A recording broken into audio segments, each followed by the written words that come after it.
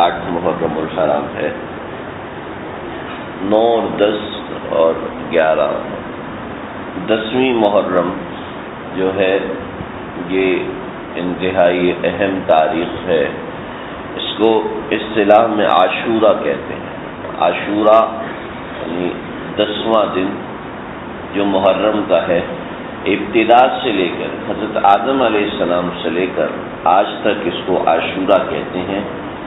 اس کو بڑے فضائل ہیں اس دن کے، چند ایک روایات آپ صلی اللہ علیہ وسلم سے مروی ہیں، مسلم شریف میں، بخاری شریف میں، نسائی کی سنن کبریٰ میں، اور بہت سی کتابیں جو مستند ہیں اس میں آپ صلی اللہ علیہ وسلم سے اس کے فضائل منقول ہیں۔ حضرت عائشہ رضی اللہ تعالیٰ عنہ فرماتی ہیں کہ مکہ مکرمہ کے اندر، یہ حدیث میں نہیں آیا، سیاق سے معلوم ہوتا ہے کہ پہلے جب اسلام آیا تو عاشورے کا روزہ فرض تھا، 10 محرم الحرام کا روزہ فرض تھا۔ پھر رمضان شریف آیا تو آپ صلی اللہ علیہ وسلم نے اختیار دے دیا، اب چاہو تو عاشورہ میں روزہ رکھو، چاہو تو نہ رکھو، تمہاری مرضی ہے، لیکن رمضان کے روزے فرض ہو گئے۔ تو اس کے بعد عاشورے کا روزہ، اس کی فرضیت ختم ہو گئی، ورنہ پہلے 10 محرم کا روزہ یہ فرض تھا۔ تو یہ 10 محرم کے دن کو عاشورہ کہا جاتا ہے، اور یہ حضرت حسین رضی اللہ تعالیٰ عنہ کی شہادت کے بعد نہیں کہا جاتا، بلکہ ابتدا سے ہی اس کو عاشورہ کہا جاتا ہے، اور ابتدا سے ہی اس دن کی بڑی فضیلت ہے، اور اس کے بارے میں فضائل یہاں تک ہیں کہ اس کا پہلے روزہ ہوا کرتا تھا، اور اس کے بعد رمضان المبارک کا روزہ جب فرض ہوا تو اس کے روزے کو ملتوی کرنے کا اجازت دے دی گئی، رخصت دے دی گئی۔ یہاں تک ایک پہلی بات سمجھ لیں کہ عاشورہ کسے کہتے ہیں۔ محرم کی 10ویں تاریخ ہے اور فضیلت کا دن ہے۔ اس کے اندر جو عمل ہے وہ روزہ رکھنا، یہ مستحب ہے۔ مستحب کو کبھی مسنون بھی کہہ دیتے ہیں، اگر آپ کہیں مسنون سنیں تو اس کی یہ وجہ ہوگی، اصل اس کی یہ ہے کہ 10ویں محرم الحرام کا روزہ نفلی روزہ ہے، مستحب ہے، رکھنے کی بڑی فضیلت ہے۔ 2 روایات آئی ہیں، آپ صلی اللہ علیہ وسلم نے فرمایا کہ جو 10 محرم کا روزہ رکھے گا، مجھے اللہ کی ذات سے امید ہے کہ اللہ اس کے پچھلے گناہوں کو معاف فرما دیں گے۔ پچھلے 1 برس کے گناہوں کو اللہ تعالیٰ معاف فرما دیں گے۔ گناہ کے معافی ہونے کی تفصیل آپ سن چکے، کئی دفعہ سن چکے ہیں کہ یہ صغیرہ گناہوں کی معافی ہوتی ہے۔ اگر کسی نے حق مارا ہے تو وہ معاف نہیں ہوگا، کسی کی نماز قضا ہیں تو وہ قضا ادا کرنا ضروری ہوگا، تو یہ پچھلے 1 سال کے گناہ معاف ہوں گے۔ دوسری فضیلت بھی بہت سی کتابوں میں آئی ہے، آپ صلی اللہ علیہ وسلم نے فرمایا کہ رمضان کے بعد افضل الصیام بعد رمضان، کہ روزوں میں سب سے زیادہ افضل ترین روزہ وہ محرم کا روزہ ہے، عاشورے کا روزہ ہے، یعنی محرم کی 10ویں تاریخ کا روزہ ہے۔ مسلم شریف کی روایت ہے، بڑی مستند اور معتبر روایت ہے، اور بھی دیگر کتابوں میں ذکر ہے۔ تو یہ 10ویں محرم کا جو روزہ ہے تو اس کی یہ فضیلت ہے کہ رمضان کے بعد سب سے افضل روزہ یہ 10ویں محرم کا ہے۔ طریقہ کار اس کا یہ ہے کہ آپ صلی اللہ علیہ وسلم نے جب مدینہ شریف تشریف لائے اور دیکھا کہ 10 محرم کو تو یہود بھی روزہ رکھتے ہیں، تو پوچھا کہ تم روزہ کیوں رکھتے ہو؟ کہنے لگے بنی اسرائیل کو اللہ نے فرعون سے اس دن میں نجات دی تھی، تو حضرت موسیٰ نے شکرانے کے طور پہ 10ویں محرم کا روزہ رکھا تھا۔ تو آپ صلی اللہ علیہ وسلم نے فرمایا انا احق بموسیٰ منکم، میرا موسیٰ کا تمہارے اوپر زیادہ حق ہے، لہٰذا میں بھی 10 محرم کا روزہ رکھوں گا، لیکن خالف المشرکین، خالف الیہود والنصارى، کہ یہود اور نصارہ کی مخالفت اس طریقے سے کرنی ہے کہ اگلے برس اگر میں زندہ رہا تو میں 2 روزے رکھوں گا تاکہ ان سے مشابہت نہ ہو جائے، 9-10 کا یا 10-11 کا؟ تو علماء نے لکھا ہے کہ بہتر یہ ہے کہ 9-10 کا یا 10-11 کا 2 روزے رکھے جائیں. اکیلا 1 روزہ رکھنا یہ مکروہ ہے، یہ غیر اولا بھی ہے اور مکروہ بھی ہے کہ اب 1 روزہ نہ رکھا جائے. لیکن اگر کوئی صرف 1 روزہ رکھ لیتا ہے تب بھی اس کو انشاءاللہ اس کو یہ فضیلت حاصل ہوگی. تو یہ 10 محرم کے روزہ رکھنے کا طریقہ کار ہے.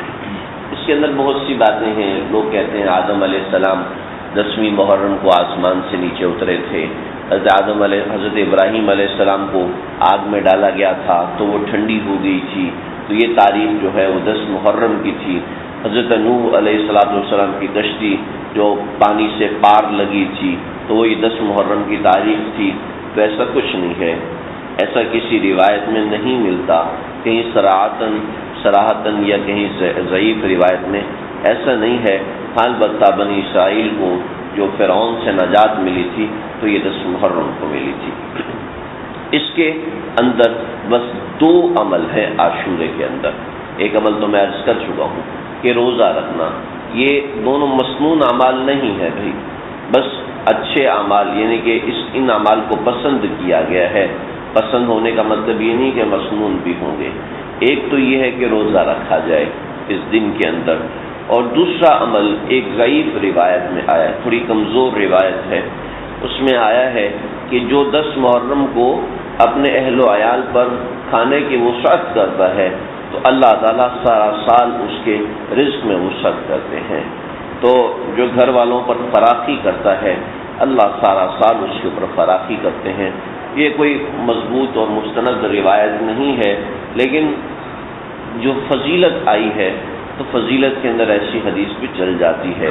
چنانچہ اگر کوئی وسعت کرتا ہے 10 محرم کے دن میں، 9 محرم کا دن شروع ہونے کے بعد 9 محرم کی مغرب کے بعد سے لے کے 10 محرم کی مغرب تک اگر کوئی اس دن میں وسعت کرتا ہے اپنے گھر والوں کے اوپر تو انشاءاللہ اللہ سے امید ہے کہ وہ اس کے اوپر پورا سال رزق کی وسعت رکھیں گے.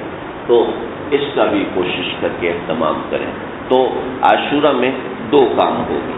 پہلا کام روزہ رکھنا، دوسرا اپنے گھر والوں پر خوشادگی کرنا. یہ عام دنوں میں بھی بہت مستحسن اور اچھی چیز ہے، گھر والوں پر خوشادگی کی جائے، لیکن اس دن کے اندر چونکہ فضیلت کسی حدیث میں آ چکی ہے تو لہٰذا کوشش کر کے اس کا اہتمام کرنا چاہیے. بس یہ 2 کام ہیں جو کہ اچھے سمجھے گئے ہیں. اس کے علاوہ کھچڑا پکانا اور کھیر تقسیم کرنا اور پانی تقسیم کرنا یہ نہ کوئی سنت طریقہ ہے اور نہ کوئی صحابہ سے ثابت ہے، نہ ہی مستحسن طریقہ ہے، بلکہ یہ مشابہت کی وجہ سے نہیں کرنا چاہیے. کھچڑا پکا کے گھروں میں تقسیم ہو رہا ہے اور پانی پلایا جا رہا ہے اور محرم کا دودھ بھیجا جا رہا ہے، بھئی نئی رسمیں نکلتی جا رہی ہیں. اس کی مخالفت کرنی چاہیے، صاف بتا دینا چاہیے بھئی آپ یہ کام نہ کریں، یہ تو ہماری فلاں قوم سے مشابہت ہو جاتی ہے جو صحابہ کو گالیاں دیتے ہیں، جو صحابہ کو برا کہتے ہیں. حضرت عائشہ کو زانیہ کہتے ہیں، نعوذ باللہ کوئی ہماری ماں کو زانیہ کہ ہم اس کے گھر کا کھانا کھائیں گے؟ ہم انہی کی نقل کر رہے ہیں جو ہماری ماؤں کی ماں امہات المؤمنین حضرت عائشہ رضی اللہ تعالیٰ عنہا ان کو گالیاں دیتے ہیں اور ہم ان کے گھر کا کھانا کھائیں، ان کی نقلیں کریں، ان کی مشابہت کے کپڑے پہنیں. بھئی ایسا نہیں ہونا چاہیے. کوئی غیرت بھی کوئی چیز ہوتی ہے کہ انسان کی حمیت ہوتی ہے کہ حضرت عائشہ کے بارے میں ایسے خیالات رکھتا ہے، ابو بکر صدیق کے بارے میں ایسے خیالات، حضرت عمر کے بارے میں نعوذ باللہ من ذالک ایسے خیالات. یہ بچنے کی باتیں ہیں کہ ان چیزوں سے بچنا ضروری ہے. باقی عاشورے کی فضیلت اس وجہ سے نہیں ہے کہ اس میں حضرت حسین رضی اللہ تعالیٰ عنہ کی شہادت ہوئی تھی. اگر یہ فضیلت والی بات ہوتی تو سب سے افضل دن تو 12 ربیع الاول ہونا چاہیے تھا. اس میں آپ صلی اللہ علیہ وسلم کی پیدائش ہوئی تھی، آپ صلی اللہ علیہ وسلم کی وفات ہوئی تھی، تو سب سے زیادہ افضل 12 ربیع الاول ہونا چاہیے تھا، اس کی زیادہ فضیلت ہونی چاہیے تھی. ایسی بات نہیں ہے، بلکہ یہ حضرت حسین کے فضائل میں سے ایک ہے کہ ان کا انتقال عاشورے کے دن میں ہوا. جیسے کسی کی فضیلت ایسے ہو کہ اس کا انتقال جمعے کے دن میں ہو تو ہم کہتے ہیں مبارک انتقال ہے کہ جمعے میں ہوا، رمضان میں ہوا. یہ نہیں کہتے کہ رمضان اس کی وجہ سے بابرکت ہو گیا کہ اس کا انتقال رمضان میں ہوا ہے، ایسا نہیں کہتے. یہ اللہ کے بنائے ہوئے ایام کے بارے میں غلط فہمی ہے. چنانچہ عاشورے کی جو فضیلت ہے وہ احادیث سے ثابت ہے. اور حضرت حسین رضی اللہ عنہ کی شہادت جو ہے وہ 61 میں ہوئی تھی، 61 ہجری میں ہوئی تھی. احادیث تو بہت پہلے کی ہیں.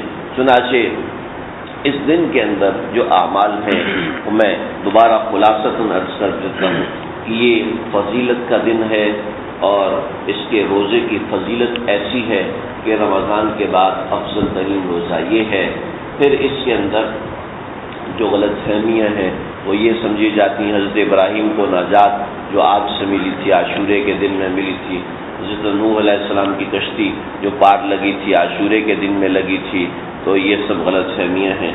البتہ بنی اسرائیل کو فرعون سے جو نجات ملی تھی تو وہ 10ویں محرم کو تھی. حضرت موسیٰ شکرانے کا روزہ رکھتے تھے تو آپ نے فرمایا کہ انا حق بموسیٰ، میں موسیٰ کا زیادہ حقدار ہوں اس بات کا کہ میں اس کی نقل کروں. لیکن خالف الیہود والنصارى، کہ یہود اور نصارہ کی مخالفت ایسے کروں کہ ایک روزے کے بجائے 2 روزے رکھو. تو 2 اعمال مستحب ہو گئے. پہلا عمل روزہ رکھنا، دوسرا عمل روزہ رکھنا اور اس طریقے سے روزہ رکھنا کہ 2 ہوں، 1 نہ ہو. دوسرا عمل یہ ہے کہ گھر والوں پر وسعت کرنا.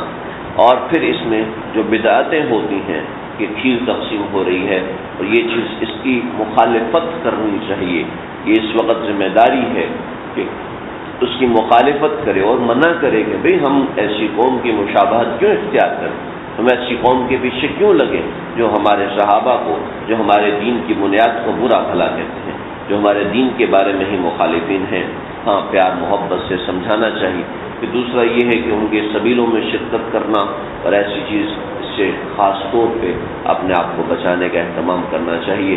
یہ خلاصہ ہے عاشورے کے حوالے سے اور محرم الحرام کے حوالے سے. اللہ سے